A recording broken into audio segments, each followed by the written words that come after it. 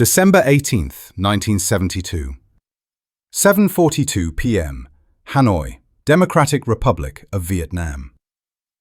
The first warning does not come from a siren, it comes from the radios. Inside an underground command post beneath Ba Dinh district, a radar officer stiffens in his chair. His headset crackles with overlapping voices. Returns are appearing at the edge of the scope, slow, massive, unmistakable. Not fighters, not reconnaissance, something larger. He calls it in. Within minutes, senior officers of the Vietnam People's Army Air Defense Air Force are summoned below ground. Phones ring continuously. Couriers run messages through narrow concrete corridors, reinforced against collapse. At the center of the room, maps are unrolled across a steel table. High-altitude tracks, straight lines, multiple axes. Someone speaks the word quietly, as if saying it aloud might summon disaster. B-52. For years, North Vietnam's leadership had prepared for this moment, yet never truly believed it would come like this. At the top of the command structure sits General Vo Nguyen Giap, Minister of National Defense. He does not raise his voice. He does not pace. He listens. Giap has faced stronger enemies before. France at Dien Bien Phu, the United States across a decade of gradual escalation. He understands patience. He understands endurance. He also understands patterns. And this pattern is wrong. Previous American bombing campaigns had followed rules, political limits, pauses, messages. Rolling Thunder had been violent but constrained. Even Linebacker I had focused largely on logistics outside the capital. This time, the radar plots point directly at Hanoi, at Haiphong, at the heart of the state. This is not pressure. This is decision. Across the city, air defense units scramble. Surface-to-air missile regiments, equipped with Soviet SA-2 guideline missiles, power up their launch rails. Crews move with practiced efficiency, hands steady despite the growing noise above ground. Many of these men have survived years of bombing. They know how Americans fight, or at least, how Americans used to fight. In the cockpit of a MiG-21, Colonel Pham Tuan prepares to launch. He is one of North Vietnam's most experienced pilots, already respected for earlier engagements against U.S. aircraft. Tonight's intercept order is unlike any before. Altitude extreme, targets slow, electronic interference heavy. This is not a dogfight. This is interception against aircraft designed to ignore defenders. At 10:41 p.m., the sky over Hanoi changes character. The sound arrives first. Not a scream, not a whistle, but a deep, rolling vibration that seems to press down on the city itself. Windows begin to rattle seconds before the first explosions. Then the bombs land. Not individually, in patterns. Entire grid squares erupt at once. Shock waves tear through streets and buildings. Rail yards vanish into smoke and flame. Power stations explode, plunging districts into darkness mid-sentence. From bunkers, commanders listen as reports stack faster than they can be recorded. Yen Vien Rail Complex, destroyed. Fuel storage near Duc Giang, burning uncontrollably. Communications severed across western Hanoi. Missile crews fire. One missile, then another, then volleys. Tracers claw upward into the blackness. Radar screens flicker through violent electronic jamming. Some missiles strike true. Cheers echo briefly underground as a B-52 is confirmed downed. But the bombing does not stop. Another wave follows. And another. By midnight, a realization spreads quietly through the command bunker. This is not an attack meant to test resolve. It is meant to consume time. Every destroyed facility will take months to rebuild. Every missile fired tonight cannot be easily replaced. Repair crews cannot move while the bombing continues. Air defenses must fight blind between strikes. Endurance, once North Vietnam's greatest strength, has become a liability. General Giap says nothing aloud, but he knows. This campaign is not about winning the war in the air. It is about forcing a choice on the ground. And as the bombing continues into the early hours of December 19th, Hanoi burns, not as a symbol, but as a calculation. The Americans have stopped waiting, and now the clock belongs to them. December 19th, 1972. 3:18 a.m., Hanoi, Underground Command Complex. The bombing has not paused. It has settled into rhythm. Deep underground, the concrete walls sweat from repeated shockwaves. Dust coats maps, uniforms, hair. Phones ring until batteries fail, then runners take their place. Young soldiers sprinting through narrow tunnels with handwritten notes clutched in their fists. Reports stack faster than decisions. General Vo Nguyen Giap studies a damage assessment under a bare bulb. His face is expressionless, but the numbers are unforgiving. Rail capacity reduced by nearly half in the Red River Delta. Fuel depots hit with precision that suggests weeks of planning. Electrical substations destroyed in patterns designed not just to cause blackout, but to slow restoration. This is not chaos. This is engineering. For years, North Vietnam had built its war around dispersal. Hide assets, move at night, replace losses patiently, let time exhaust the enemy. It had worked against the French. It had worked against gradual American escalation. But this campaign compresses years of attrition into nights. Giap knows the danger of that. At first light, the bombing finally stops. Silence spreads over Hanoi like an unfamiliar fog. Civilians emerge cautiously. Fires still burn in places no water can reach. Rail lines lie twisted like rope. Entire blocks have been flattened into indistinguishable debris. Smoke drifts upward, slow and heavy. But the people move. They always do. Civil defense units begin clearing rubble. Engineers inspect bridges. Party officials speak to residents, calm voices promising resilience. The language of endurance returns quickly. Yet inside leadership circles, the tone is already changing. Because this was only one night. At Phuc Yen Air Base, Colonel Pham Tuan debriefs with fellow pilots. The fatigue is visible now. Faces hollow, eyes bloodshot. Fuel shortages are already affecting readiness. Aircraft availability is down. Still, morale holds. Several B-52s were downed. Missile crews performed well under extreme conditions. The enemy bled. But Pham Tuan raises a quiet concern. The Americans adapted within hours.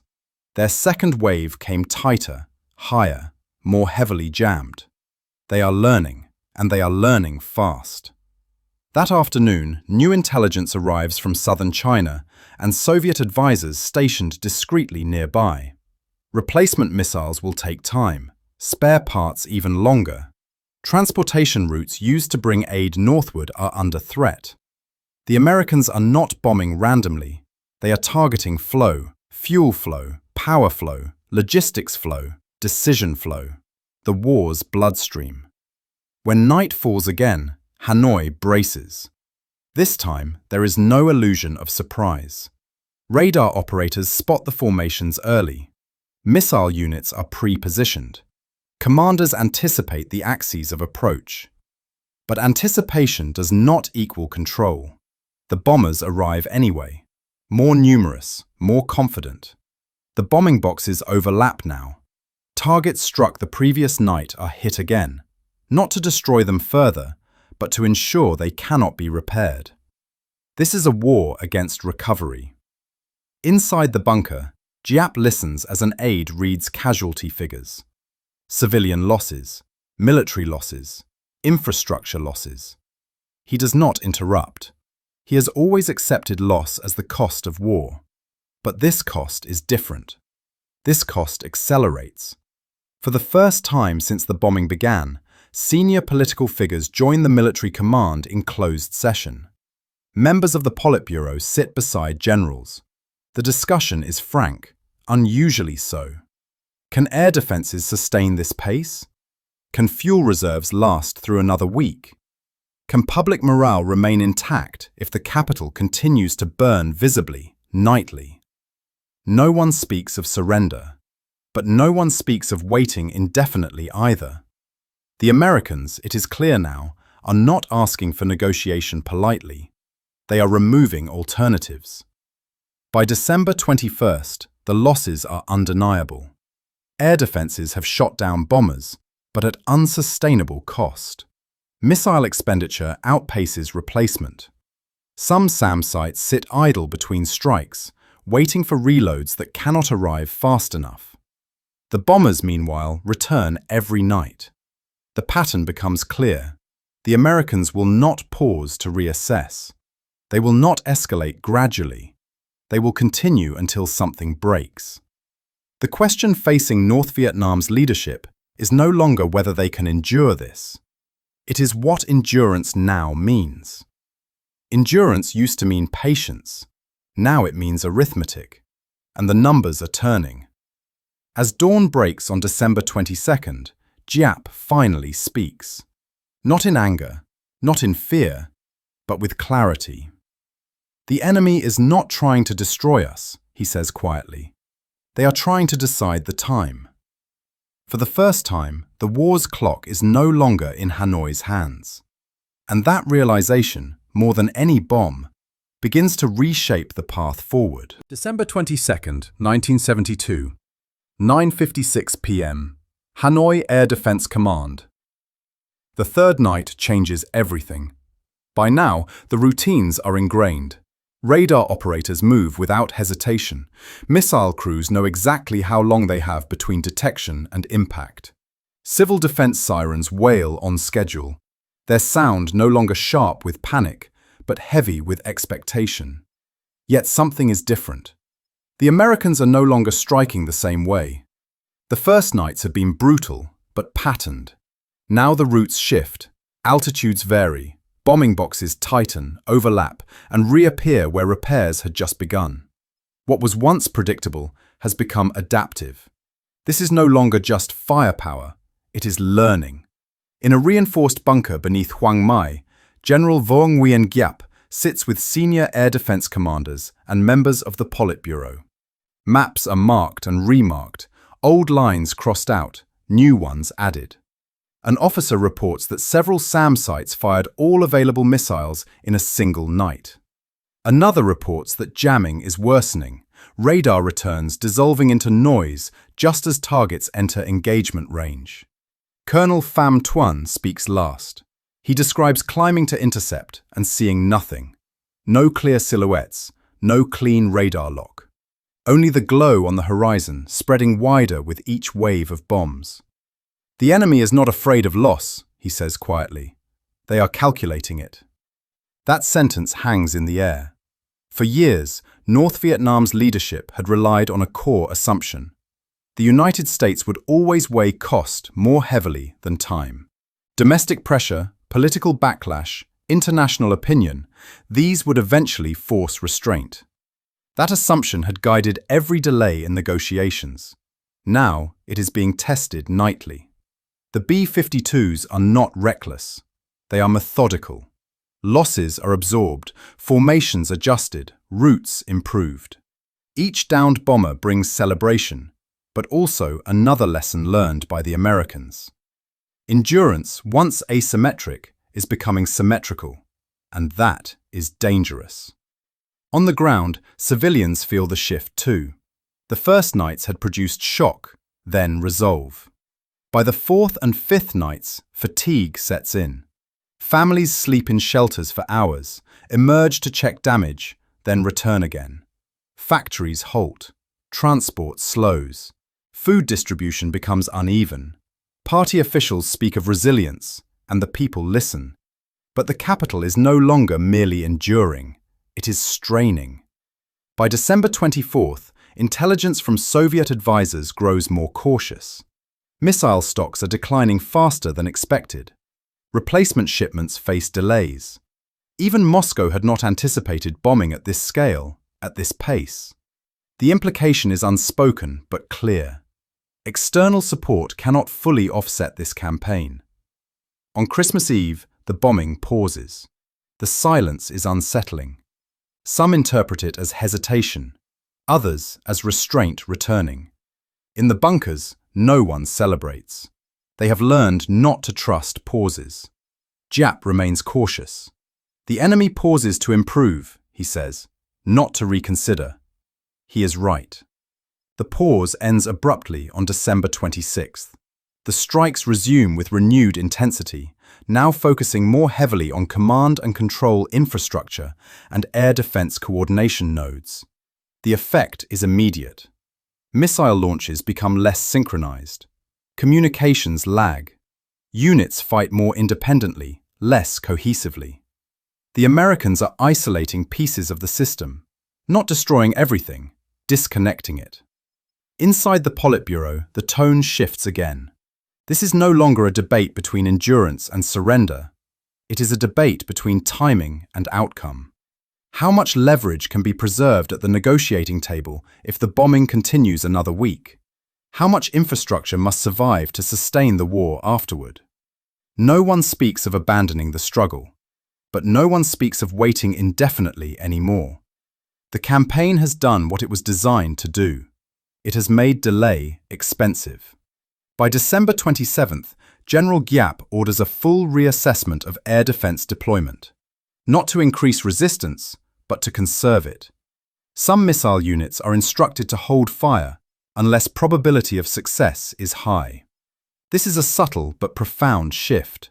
The priority is no longer inflicting maximum losses. It is survival of capability. As dawn breaks on December 28th, Giap reviews a consolidated report. Infrastructure damage is severe but not fatal. Civilian morale remains intact but strained. Air defenses are still functioning but thinning. He closes the folder. For the first time since the bombing began, the leadership agrees on one thing. The Americans are not trying to destroy North Vietnam. They are trying to force a decision. And that decision can no longer be postponed indefinitely. The illusion that this could be waited out as before is gone. What remains is choice and time. December 26th to 28th, 1972. Central Military Political Bunker, Hanoi. The most dangerous battles of the campaign are no longer in the sky. They are underground. Deep beneath Hanoi, in reinforced chambers designed to survive direct hits, the Politburo meets with senior military leadership. The walls are thick, the air is stale. Maps line every surface, some already outdated by the pace of destruction above. General Vo Nguyen Giap sits slightly apart from the table, listening. Around him are men who have carried the war for decades. Lê Duan, First Secretary of the Communist Party, Pham Van Dong, Prime Minister.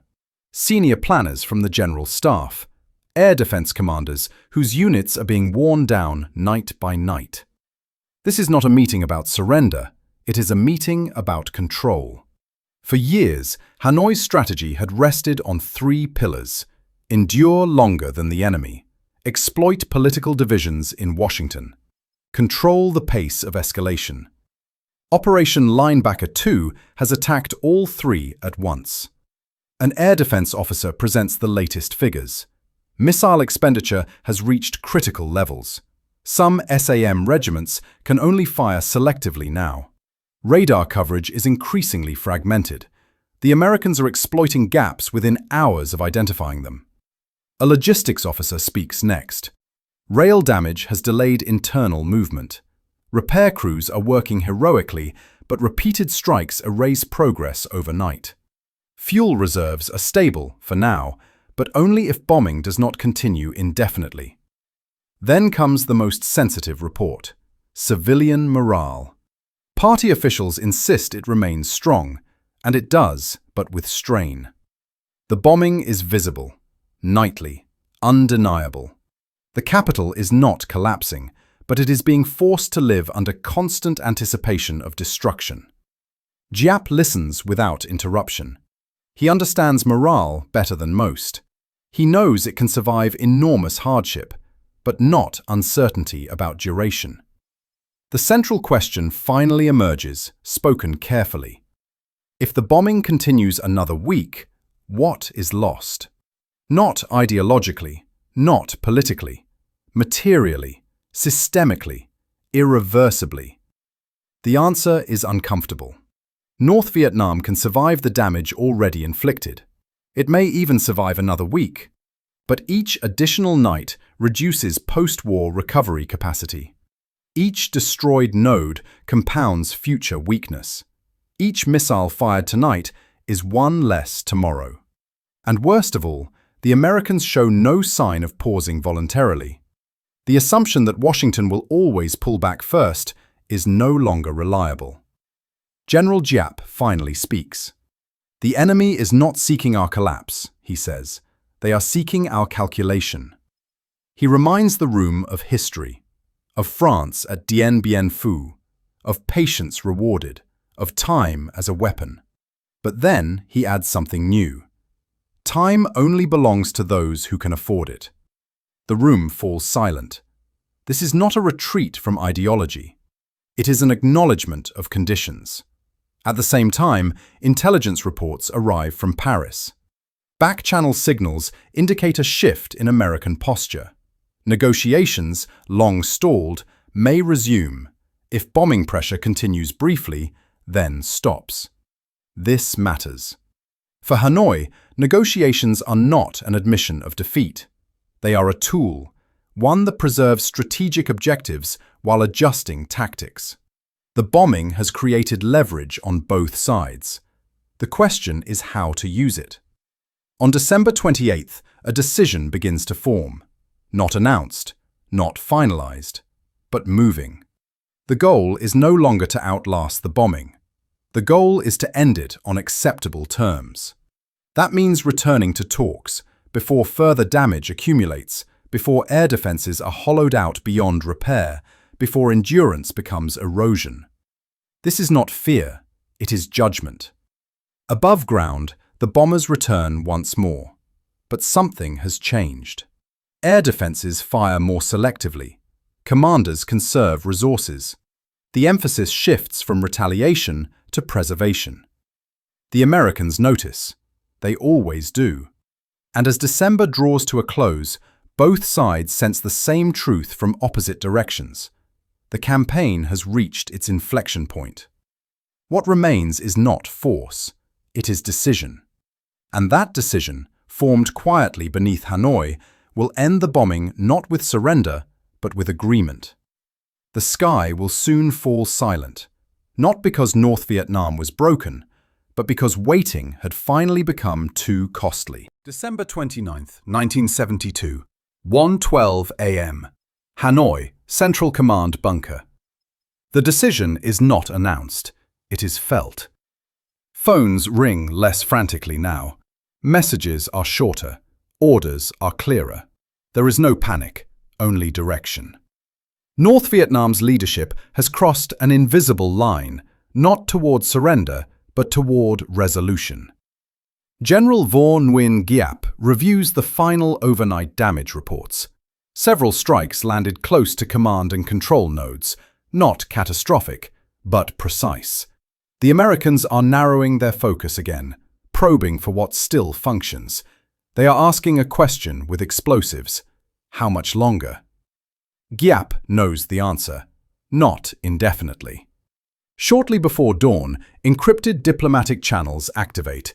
Messages move quietly, through Paris, through intermediaries, through language deliberately stripped of emotion.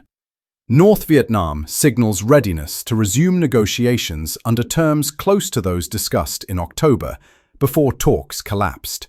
The Americans receive the message. In Washington, Henry Kissinger reads it carefully. He does not smile.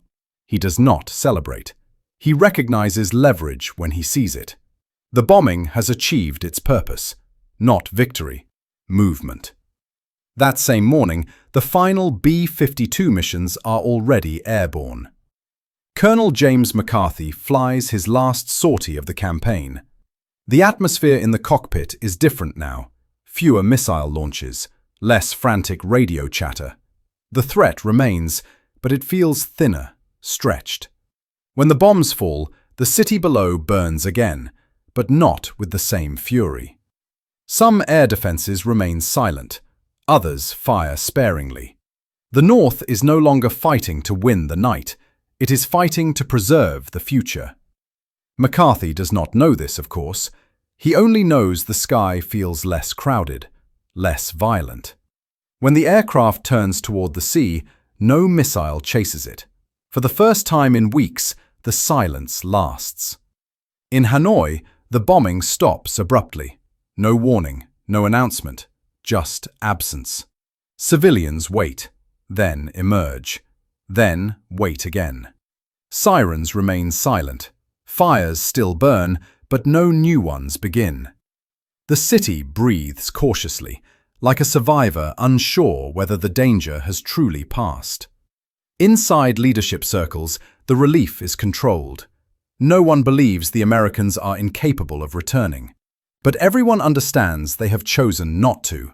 That matters. Within days, negotiations in Paris resume in earnest.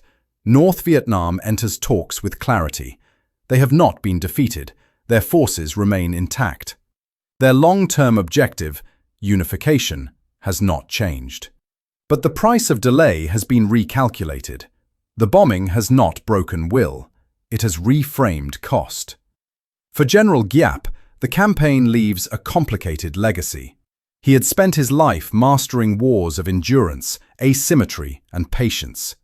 Linebacker II was something else entirely, a war fought against infrastructure, timing, and systems rather than armies alone. It confirms something he had long suspected. The United States, when politically unrestrained, is capable of compressing enormous power into very short timeframes. That capability cannot be ignored again. By January 27, 1973, the Paris Peace Accords are signed. American forces will withdraw. Prisoners will be exchanged. The bombing will not resume. For North Vietnam, the agreement is not an end. It is a transition. The war will continue in the South. The Americans will not return in force. Time, once again, can be allowed to stretch, but it will stretch differently now, under the shadow of what happened in December. As the final reports are filed, one truth becomes unavoidable inside Hanoi's leadership. Operation Linebacker II did not change the ultimate outcome of the war, but it changed how decisions were made. For years, leaders had believed American power was loud, costly, and ultimately restrained. 11 nights proved otherwise. The sky had spoken, and beneath it, the calculus of war had changed forever. January-February 1973, Hanoi. The war does not feel finished. It feels rearranged. In the weeks after the bombing ends, Hanoi moves quickly, not to celebrate, but to measure. Damage assessments are compiled with cold precision. Rail capacity, power generation, fuel stocks, missile inventories. The numbers are compared against pre-December baselines. The conclusion is sobering but controlled. North Vietnam has survived, but survival came closer to a boundary than at any previous moment in the war. General Vo Nguyen Giap convenes follow-on reviews with the General Staff. The focus is no longer on air defense tactics alone, but on assumptions. What was believed about American behavior? What proved false? What must never be assumed again? The key lesson is not about B-52s, it is about political release. American power had always existed.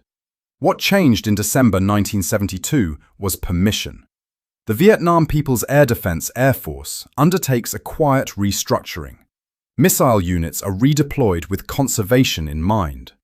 Radar coverage is redesigned to reduce single points of failure. Greater emphasis is placed on deception, redundancy, and dispersion of command. Colonel Pham Tuan, now elevated in stature, contributes to these assessments. His experiences during Linebacker II are dissected in detail, not heroically, but analytically. What worked? What didn't? What was misunderstood? One conclusion stands out. Air defense alone cannot defeat a technologically superior opponent when that opponent is willing to absorb loss and adapt rapidly. That reality will shape doctrine for decades. Politically, the tone shifts as well. Public messaging emphasizes endurance and resilience, but internally there is no triumphalism. The leadership understands that the Paris Peace Accords are a means, not an end. The American withdrawal creates space, but space must be used carefully. The bombing has accelerated planning for the next phase of the war in the South. Not immediately, not recklessly, but deliberately. Time has returned as a strategic asset, but now it is handled with greater caution. Internationally, the lessons are also absorbed. Soviet and Chinese advisors quietly acknowledge that the scale and tempo of Linebacker II exceeded expectations. Supply promises are revised, support structures adjusted. The assumption that American escalation would always be incremental is quietly discarded. December 1972 has reset calculations far beyond Vietnam. For ordinary citizens in Hanoi, the memory is more immediate. The sound, the waiting, the nights underground. Life resumes, but the sky is never fully trusted again. Even years later, older residents will pause at distant thunder, instinctively listening for patterns. The bombing did not destroy the city, but it marked it. By 1974, the effects of the Accords are clear. American forces are gone. Aid is reduced. South Vietnam stands increasingly alone. Hanoi watches carefully, rebuilding patiently, moving supplies southward through routes repaired and expanded since the bombing. The Americans do not return. And that absence confirms another lesson learned in December. Linebacker II was not a prelude to renewed commitment. It was a final exertion. When Saigon falls in April 1975, there is no celebration in Hanoi that resembles victory speeches of the past. The war has ended, yes, but it has ended at immense cost. For Giap, now an aging general, the memories of December 1972 remain sharp. The war was ultimately won on the ground, over time, but time itself had almost been taken away. In later years, internal histories of the war will describe Operation Linebacker II with careful language. Not as defeat, not as victory, but as constraint. A moment when endurance met its limits, and ideology met infrastructure, and patience met precision. The illusion that the sky could always be endured was broken, and once broken, it never returned. Vietnam did not lose the war in the air, but it learned something there. Wars are not only contests of will, they are contests of systems, time, and decision. For 11 nights in December 1972, North Vietnam faced a version of American power it had long discounted. Not because it was new, but because it was finally unleashed without pause. That experience did not change the outcome of the war. It changed how the war was finished. And in Hanoi's underground rooms, long after the bombs stopped falling, that lesson endured, quietly shaping every decision that followed. Before this story ends, pause for a moment. What you've just heard was not only about bombs, generals, or decisions made underground. It was about people who lived inside history, believing they would survive the night, again and again. Wars don't disappear when the shooting stops. They disappear when the memories fade, when the voices of those who endured it, on the ground, in the air, and beneath the earth, are no longer heard. The lessons vanish with them. And when the lessons vanish, the mistakes return. These diary-style war stories are not meant to glorify conflict. They exist so the cost is remembered, so silence never replaces truth. If this story moved you, please like this video, subscribe to the channel, and leave a comment telling us where you're watching from. Your presence here helps keep these memories alive for the next generation. Thank you for listening, and may we never forget what war truly takes.